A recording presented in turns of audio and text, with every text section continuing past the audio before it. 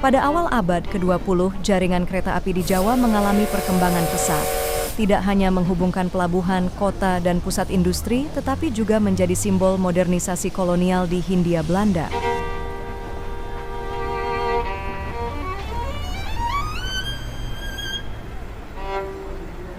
Dari Pelabuhan Tanjung Priok di Batavia, jalur kereta menghubungkan arus barang dan penumpang menuju pedalaman. Disinilah teknologi baru diperkenalkan, lokomotif listrik pertama, stasiun-stasiun megah, hingga bengkel modern yang setara dengan standar Eropa.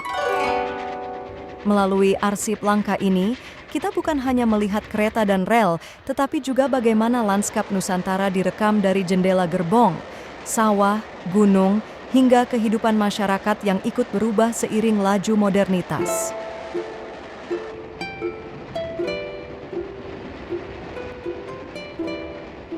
Kereta listrik yang berangkat dari Tanjung Priok berhenti sejenak di Kemayoran, salah satu kawasan penting Batavia pada masa itu.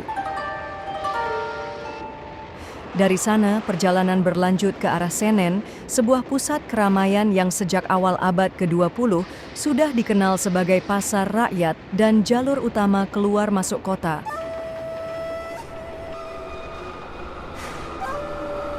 Lintasan ini berakhir di Rawah Bangke, kawasan yang kala itu masih dikelilingi rawa dan lahan terbuka sebelum berkembang menjadi bagian dari kota modern.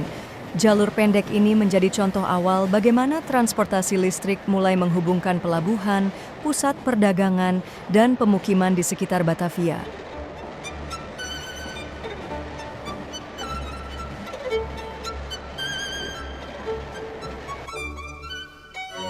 Perjalanan kereta listrik dari Batavia akhirnya tiba di Buitenzorg, yang kini kita kenal sebagai Bogor.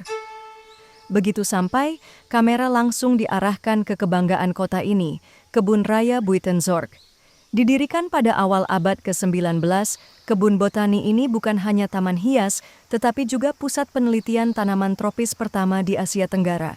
Dari sinilah lahir banyak catatan penting tentang flora Nusantara, mulai dari rempah-rempah, tanaman obat, hingga aneka tumbuhan langka yang didatangkan dari seluruh pelosok dunia. Di tengah bentangan hijau kebun raya, tampak berdiri megah Istana Buitenzorg, kediaman resmi Gubernur Jenderal Hindia Belanda. Bangunan ini menjadi simbol kekuasaan kolonial, sekaligus tempat pertemuan penting yang kelak menentukan arah politik dan ekonomi di tanah jajahan. Kontras terlihat jelas, taman yang indah dan teratur, namun di baliknya ada sistem kolonial yang menuntut tenaga rakyat demi menjaga kemewahan pusat kekuasaan ini. Buitenzorg kala itu bukan sekadar kota peristirahatan, tapi juga jantung intelektual kolonial. Dari Buitenzorg, perjalanan berlanjut memasuki kawasan yang terkenal indah sekaligus menantang, dataran tinggi Priangan. Inilah wilayah pegunungan di jantung Jawa Barat yang pada masa kolonial dianggap sebagai mahkota Hindia Belanda. Rel kereta api yang dibangun di sini harus menaklukkan jurang, sungai deras, hingga tebing curam, sebuah pencapaian teknik yang mengagumkan pada masanya. Perjalanan menuju Bandung berarti menanjak ke ketinggian sekitar 700 meter di atas permukaan laut. Jalur ini bukan sekadar lintasan biasa, melainkan sebuah tantangan teknik bagi perusahaan kereta api kolonial. Di stasiun Purwakarta, rangkaian harus ditambah lokomotif gunung yang khusus dirancang untuk menarik beban berat di jalur terjal dan berkelok. Tanjakan menuju dataran tinggi Priangan dikenal sebagai salah satu jalur paling indah sekaligus paling sulit di Jawa. Rel menembus hutan lebat, memeluk lereng curam, lalu menyusuri jembatan baja yang membentang di atas jurang dalam. Setiap kilometer perjalanan mengingatkan pada upaya besar kolonial dalam menaklukkan bentang alam Nusantara demi membuka akses perkebunan dan perdagangan. Bagi penumpang Eropa pada masa itu, perjalanan ini mungkin terasa seperti petualangan eksotis dengan pemandangan yang menawan.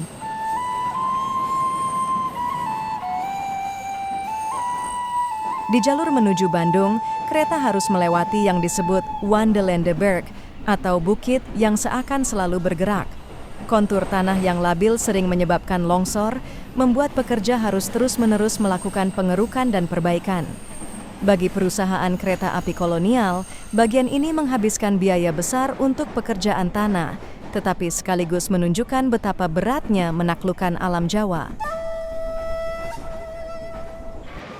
Setelah itu, rangkaian melaju di antara pegunungan dan jurang-jurang curam. Pemandangan spektakuler terbentang, rel berkelok mengikuti tebing, sementara di bawahnya jurang dalam menganga. Setiap perjalanan bukan hanya pengalaman transportasi, tapi juga pertaruhan teknik dan keselamatan. Di sisi kanan kiri jalur, tampak tumbuhan tropis yang lebat. Hutan, bambu, dan pepohonan besar seolah menutup langit, menghadirkan kesan bahwa jalur kereta ini bukan sekadar jalur dagang, tetapi juga torehan peradaban kolonial di tengah rimba Nusantara. Namun, di balik keindahan itu tersimpan ironi. Keajaiban teknik dan panorama alam hanya dinikmati segelintir penumpang Eropa, sementara ribuan pekerja pribumi yang membuka jalur ini jarang sekali merasakan kenyamanan kereta yang melintas di atas kerja keras mereka.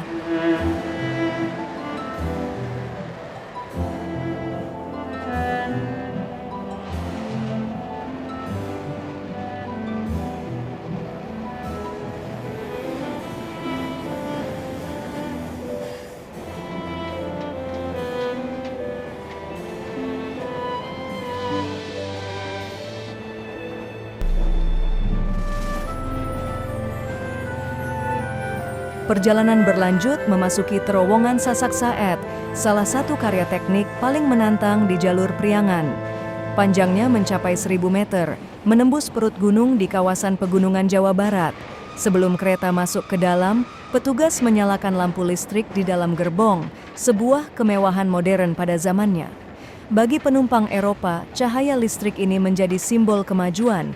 Tapi bagi banyak pribumi yang bekerja menggali terowongan dengan alat sederhana, dinding batu itu menyimpan kisah keringat dan nyawa.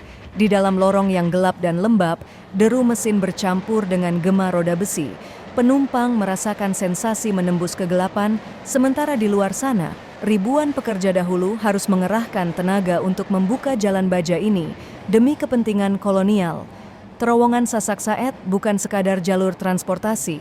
Ia adalah monumen bisu yang mengingatkan kita bagaimana teknologi dan penderitaan sering berjalan beriringan di masa penjajahan.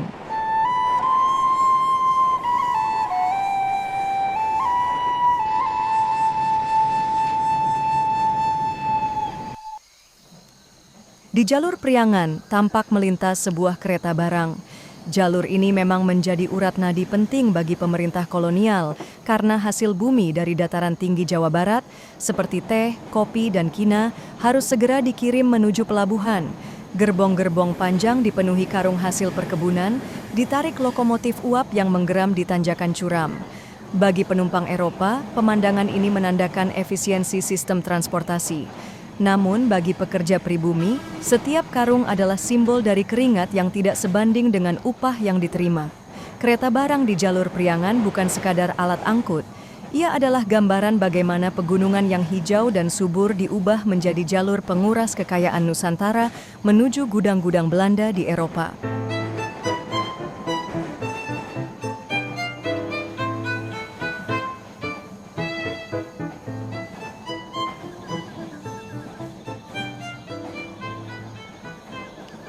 Di Padalarang, beberapa jalur utama kereta api dari arah Batavia, Cikampek, Bandung, dan Buitenzorg, Bandung bertemu. Titik ini menjadi simpul penting bagi lalu lintas kereta api kolonial di Jawa Barat. Dari sinilah arus penumpang dan barang mengalir menuju Bandung, pusat pemerintahan dan ekonomi di Priangan.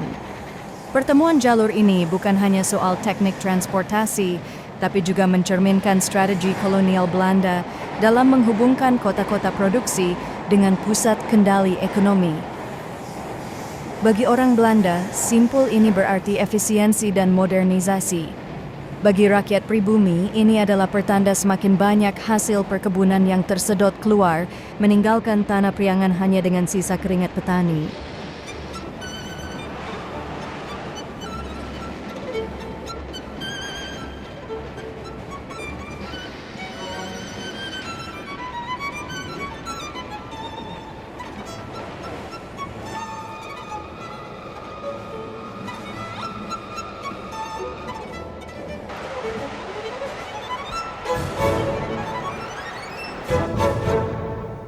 Di Padalarang, kamera kolonial bukan hanya merekam jalur kereta api, mereka juga mengarahkan lensa kepada sejumlah perempuan priangan yang disebut sebagai schoonheden atau keindahan lokal. Seorang polisi kolonial tampak ikut membantu mengatur mereka, seakan-akan menjadikan manusia sebagai objek tontonan. Potret semacam ini menunjukkan sisi lain propaganda kolonial, bukan sekadar dokumentasi infrastruktur, tapi juga pencitraan tentang eksotisme pribumi yang dipamerkan untuk penonton di Eropa. Kereta dari Batavia akhirnya tiba di stasiun Bandung. Suasana langsung berubah riuh. Penumpang berdesakan mencari barang bawaan, sementara kuli angkut hilir mudik menawarkan jasa. Kereta api kala itu bukan sekadar alat transportasi, tapi simbol kemajuan kolonial yang menghubungkan pusat pemerintahan di Batavia dengan kota penting di Priangan. Bandung sendiri pada dekade 1930-an dikenal sebagai Parijs van Java, pusat pemerintahan Hindia Belanda setelah Batavia dianggap terlalu panas dan penuh malaria. Rekaman ini memperlihatkan bukan hanya perjalanan kereta, tetapi juga denyut urbanisasi di Bandung. Dari stasiun yang sibuk, keramaian kendaraan, hingga wajah masyarakat yang sedang menapaki era modern kolonial. Grote Postweg atau Jalan Raya Pos di Bandung pada masa 1930-an menjadi pusat keramaian. Jalan ini dibangun pada awal abad ke-19 di bawah Gubernur Jenderal Daendels, menghubungkan Anyer hingga Panarukan. Fungsi utamanya adalah memperlancar distribusi hasil bumi dan pergerakan militer Belanda. Namun di balik fungsinya, pembangunan jalan ini menelan banyak korban kerja paksa. Hingga kini, Grote Postweg masih menjadi salah satu jalur utama yang menghubungkan kota-kota besar di Jawa.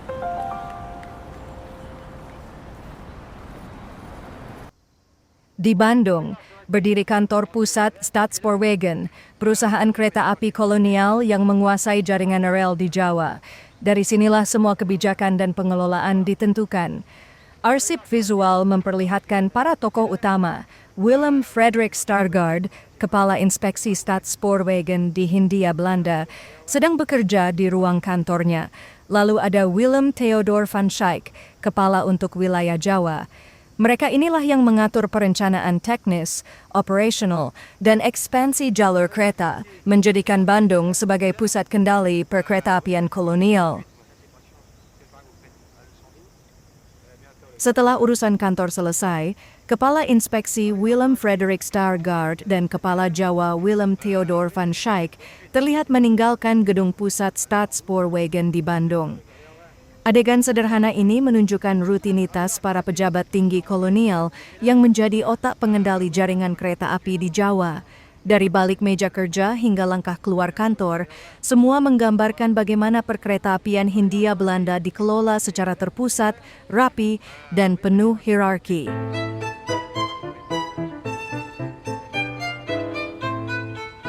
Di halaman depan kantor pusat Stadspoorwegen Bandung, berdiri sebuah monumen peringatan yang didirikan khusus untuk merayakan 50 tahun berdirinya perusahaan.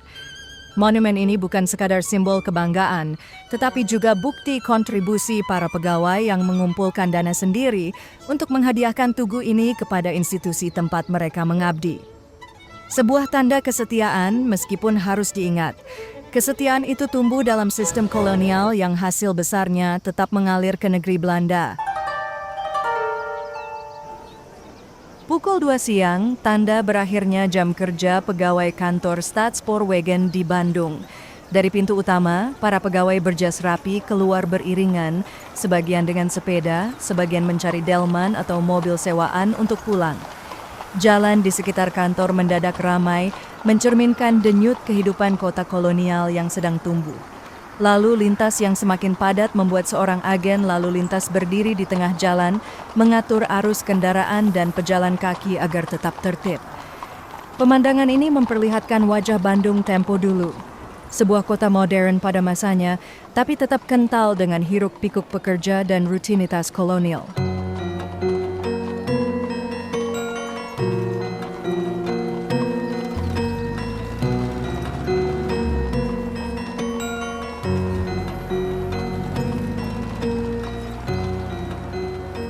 Staatspoorwegen sebagai perusahaan kereta api terbesar di Hindia Belanda menuntut sistem kontrol yang kuat. Dari kantor pengawas di Marshallklan, setiap laporan, anggaran, hingga catatan teknis diperiksa secara rinci. Begitu jam kerja usai, terlihat pegawai kantor berbondong-bondong keluar. Tanda berakhirnya satu hari penuh dengan pekerjaan administratif yang menopang operasi jalur kereta api di seluruh Jawa. Inilah pusat pengendalian yang memastikan agar roda perusahaan tetap berputar dengan disiplin.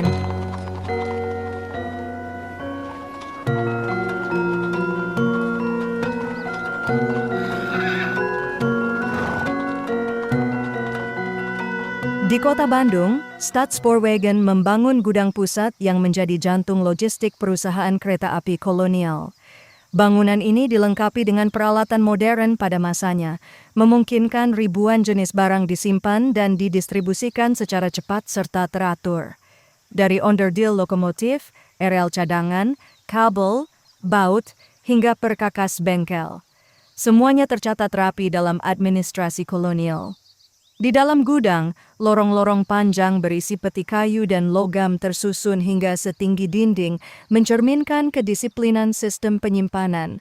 Setiap barang memiliki kode dan registrasi, sehingga ketika dibutuhkan, petugas dapat menyalurkan keperluan stasiun atau bengkel tanpa tertunda. Nilai keseluruhan isi gudang ini lebih dari 12 juta gulden, angka yang luar biasa besar untuk Hindia Belanda pada dekade 1930-an. Investasi sebesar itu bukan tanpa alasan. Sebagian besar suku cadang dan perlengkapan harus didatangkan dari Eropa, sehingga ketersediaan stok di tanah jajahan mutlak diperlukan agar jalur kereta api tidak terhenti. Dengan cadangan logistik sebesar ini, sistem perkeretaapian di Jawa tetap berjalan tanpa hambatan, sekaligus menunjukkan betapa kuatnya jaringan kolonial dalam mengendalikan ekonomi dan transportasi di Nusantara. Inilah gudang besar tempat penyimpanan besi untuk keperluan perkeretaapian. Di sini ditumpuk rel baja, persilangan jalur, bantalan kayu, hingga rangka jembatan. Semua tersusun rapi dalam area penyimpanan khusus agar kebutuhan pembangunan jalur kereta dapat segera dipenuhi setiap saat. Sebuah contoh ditunjukkan, rangka jembatan berbobot 4 ton dengan panjang 8 meter, mampu dipindahkan dan dipasang hanya dalam waktu setengah jam. Kecepatan kerja seperti ini memperlihatkan betapa sistem logistik kolonial dirancang sangat efisien untuk memperluas jaringan kereta api di Jawa.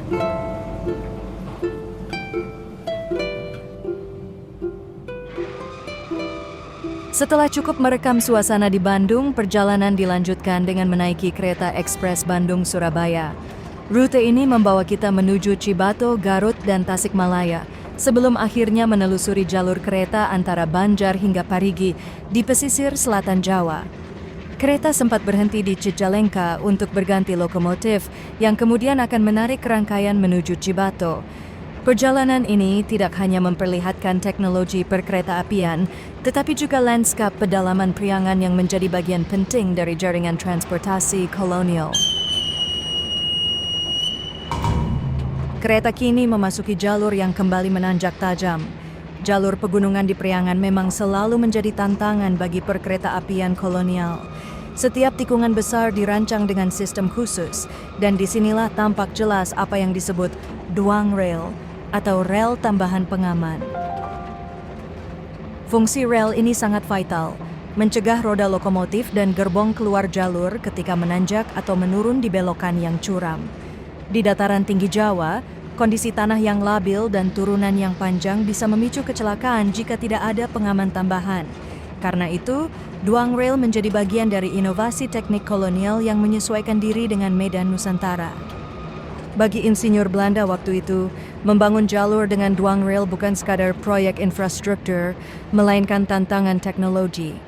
Sementara bagi penduduk lokal, pemandangan kereta yang melintasi tikungan dengan rel ganda ini menjadi bukti nyata betapa tanah pegunungan mereka diubah menjadi jalur transportasi yang kelak menghubungkan hasil bumi dari pelosok Priangan ke pelabuhan-pelabuhan besar.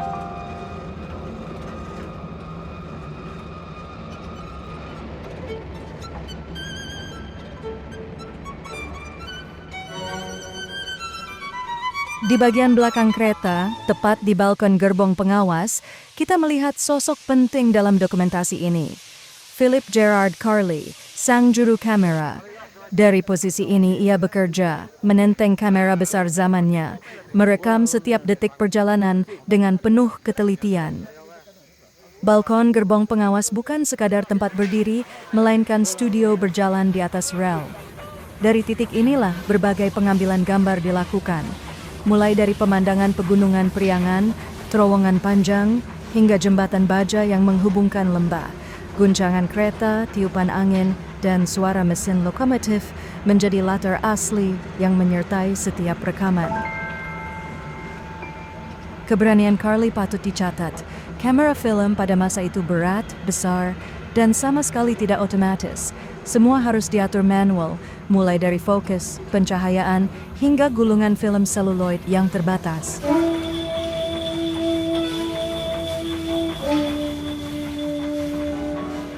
Bayangkan, di atas kereta yang terus bergerak di jalur menanjak dan berliku, Carli tetap mampu menghasilkan gambar-gambar tajam yang kini menjadi arsip sejarah tak ternilai.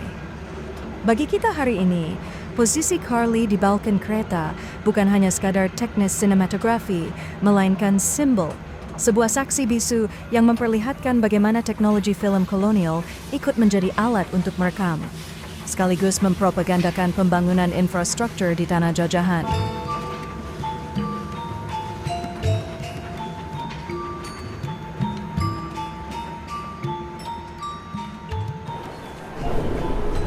Di stasiun Cibato, perjalanan berganti arah. Di sini sudah menunggu kereta untuk tujuan Garut. Setiap kali kereta ekspres tiba, suasana stasiun langsung berubah ramai. Para penumpang turun dengan berbagai bawaan, sementara calon penumpang baru bergegas naik. Keramaian tak hanya terlihat di peron, tetapi juga di sekitar halaman stasiun. Pemandangan ini memperlihatkan bahwa stasiun bukan sekadar tempat singgah, melainkan pusat aktivitas sosial ekonomi masyarakat setempat. Bagi kolonial Belanda, jalur kereta semacam ini adalah nadi distribusi hasil bumi. Namun bagi masyarakat lokal, kedatangan kereta berarti denyut kehidupan baru.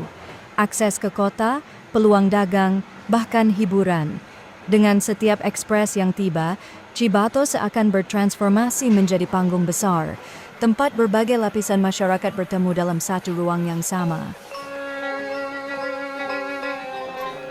Orang Sunda dikenal dengan kecintaannya pada hiburan dan keramaian.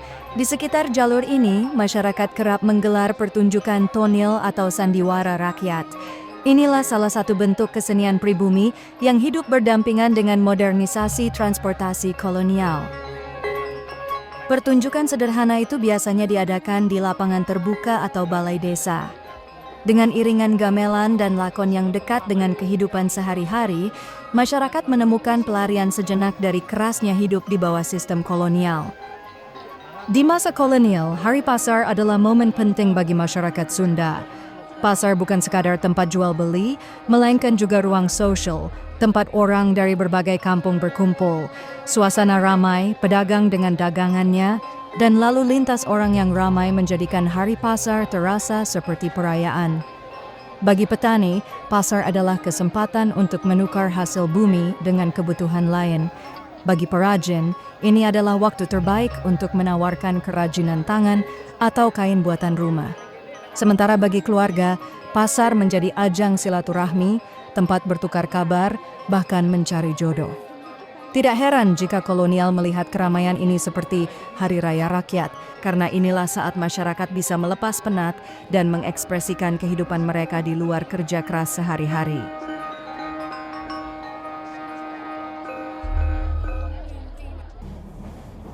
Kereta terus melaju ke arah Tasikmalaya, membelah perbukitan dan lembah Priangan.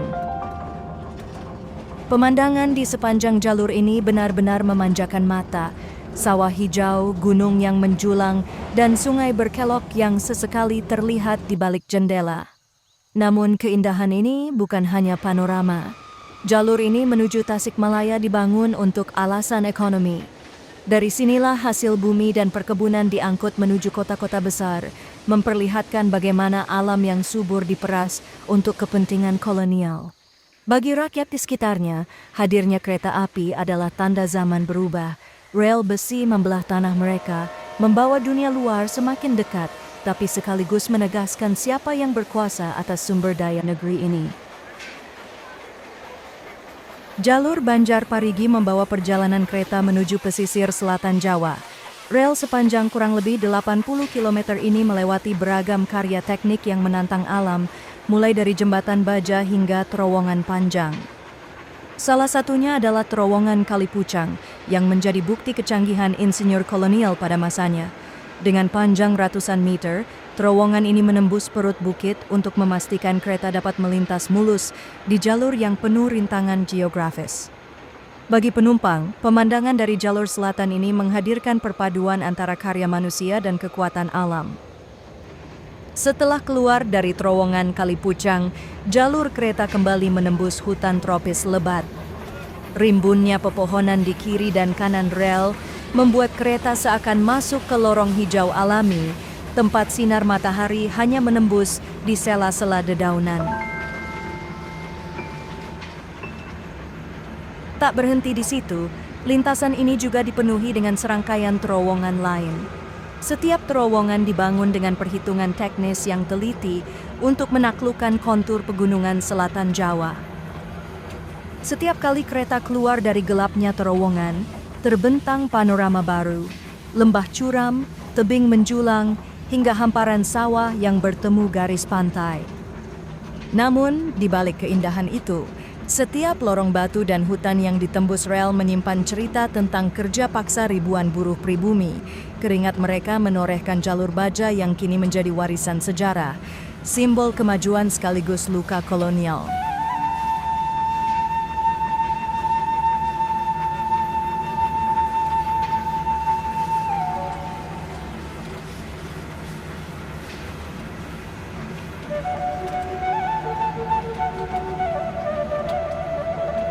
Perjalanan kereta akhirnya membawa kita keluar dari perut bumi, meninggalkan serangkaian terowongan yang gelap dan sempit, menuju hamparan luas yang membentang di hadapan, pantai selatan Jawa. Dari jendela kereta, penumpang disuguhi pemandangan yang memukau sekaligus menakutkan. Ombak Samudra Hindia yang berdebur keras, menghantam garis pantai dengan kekuatan yang tak pernah jinak. Pantai selatan Jawa memang memiliki karakter berbeda dibanding pesisir utara. Jika pantai utara lebih tenang dan bersahabat untuk pelabuhan dagang, maka pantai selatan identik dengan gelombang besar, karang terjal, dan mitos-mitos yang menyelimuti perairannya.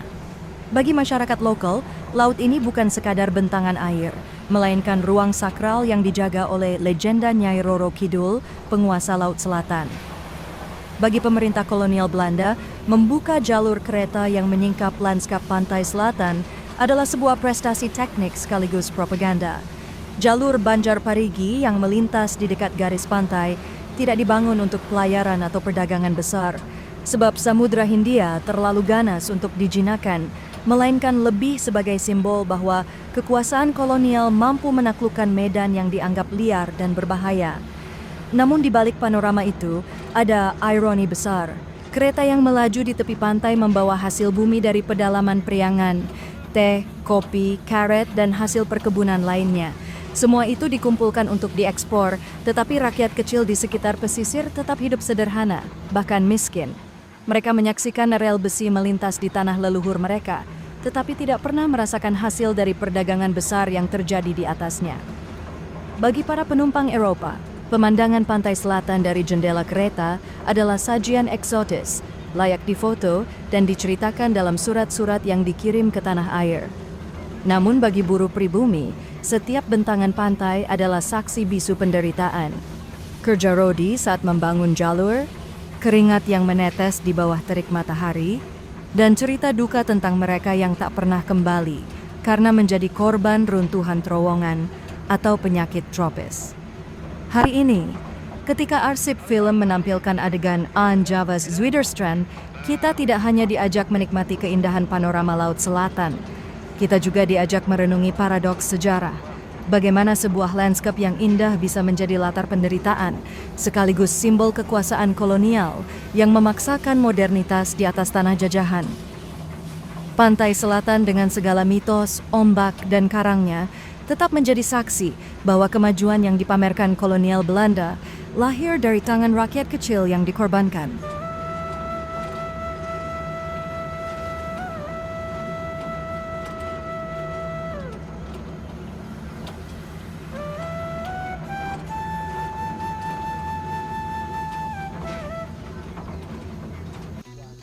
Kini, kamera membawa kita masuk ke dalam sebuah pabrik teh di kawasan Priangan di Jawa Barat. Inilah jantung produksi teh Hindia Belanda yang sejak abad ke-19 sudah menjadi komoditas penting dalam perdagangan global. Pabrik ini adalah simbol sistem perkebunan kolonial. Dari ladang luas di lereng gunung, para pemetik, kebanyakan perempuan pribumi, memanggul keranjang penuh daun teh segar. Mereka bekerja dari pagi hingga sore dengan upah yang sangat kecil, sementara hasil panen akan melewati proses panjang untuk memenuhi selera pasar Eropa. Di dalam pabrik, kita melihat deretan mesin modern. Daun-daun teh digiling, dilinting, kemudian dikeringkan dalam ruang pemanas besar. Bagi pemerintah kolonial, pabrik seperti ini adalah bukti keberhasilan memodernisasi Hindia. Mereka bangga menampilkan mesin berputar, tenaga kerja yang teratur, dan alur produksi yang rapi.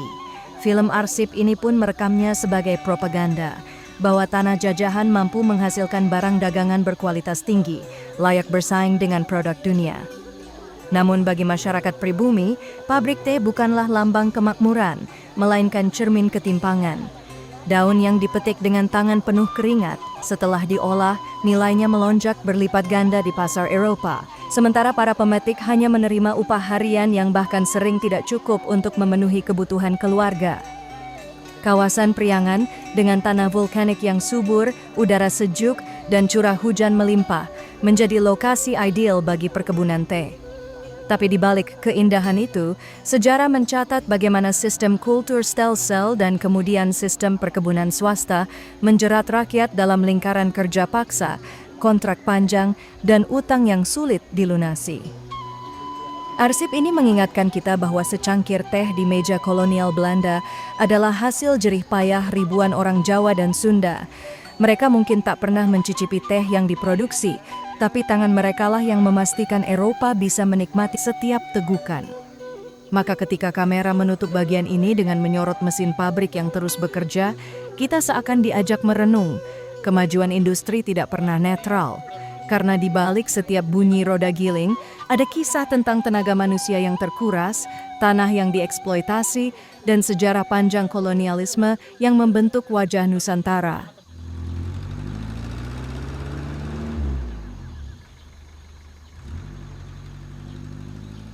Kereta berhenti di Jogja, kota yang dikenal sebagai pusat kekuasaan para Raja Jawa. Dari sini perjalanan dilanjutkan dengan mobil menuju Candi Borobudur, peninggalan abad ke-8 dari Wangsa Shailendra. Bagi pemerintah kolonial, Borobudur ini dijadikan objek wisata dan penelitian arkeologi sebagai simbol kebesaran budaya di wilayah jajahan.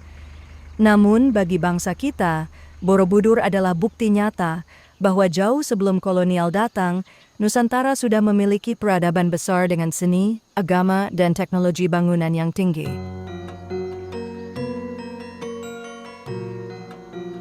Perjalanan ke arah timur Jawa menyingkap bentangan perkebunan tebu yang seolah tak berujung. Jalur rel melintas di antara ladang luas, memperlihatkan bagaimana tanah subur Nusantara diubah menjadi sumber utama komoditas ekspor. Setiap jengkal lahan dioptimalkan untuk mendukung industri gula, komoditas yang pada masa kolonial dianggap sebagai emas putih.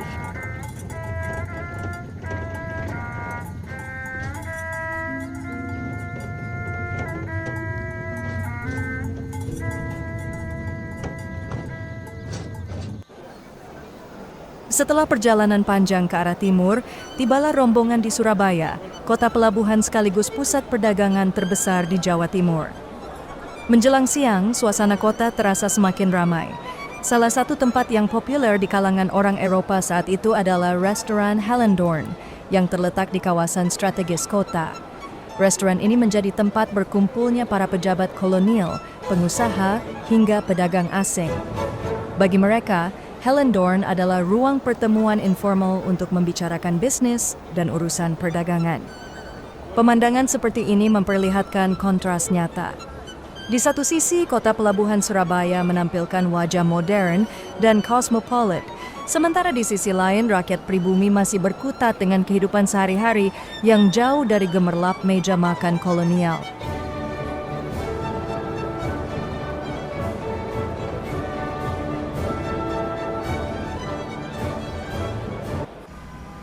Keramaian di kawasan Simpang Surabaya benar-benar mencerminkan denyut nadi kota pelabuhan ini.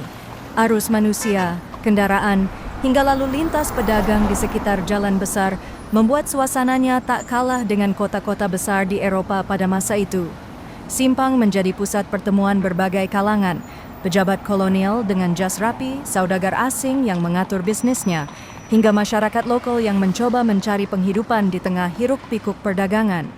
Bangunan bergaya Eropa, hotel, dan toko-toko modern berdiri berdampingan dengan warung sederhana milik pribumi, menegaskan kontras sosial yang begitu tajam. Bagi orang Belanda, Surabaya adalah simbol kemajuan kolonial. Tetapi bagi rakyat pribumi, Simpang lebih sering berarti saksi betapa hasil kerja keras mereka mengalir ke luar negeri, sementara mereka sendiri hanya menjadi penonton di tanahnya.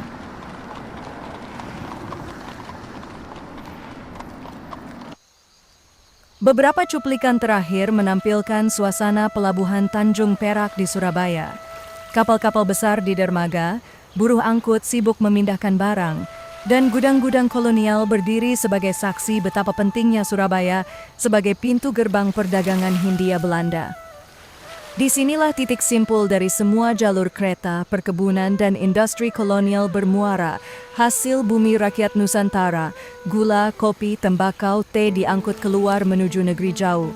Pelabuhan menjadi simbol kemajuan dalam catatan kolonial, tetapi sekaligus simbol eksploitasi dalam ingatan rakyat kecil. Rekaman ini menutup perjalanan panjang dokumenter, dari jalur kereta di Pegunungan Priangan, pabrik-pabrik gula dan teh, hingga keramaian kota Surabaya. Semua memperlihatkan wajah ganda kolonialisme, kemegahan di satu sisi, penderitaan di sisi lain. Inilah arsip tahun 1930 yang kini menjadi pengingat bahwa rel, jembatan, dan pelabuhan bukan hanya infrastruktur, melainkan juga jejak dari masa ketika Nusantara dipaksa menopang kejayaan bangsa lain. Saatnya kami pamit undur sejenak, dan untuk para pecinta sejarah yang cerdas dan hebat, terima kasih banyak sudah menyimak. Sampai jumpa di lembar sejarah berikutnya hanya di Failure Channel.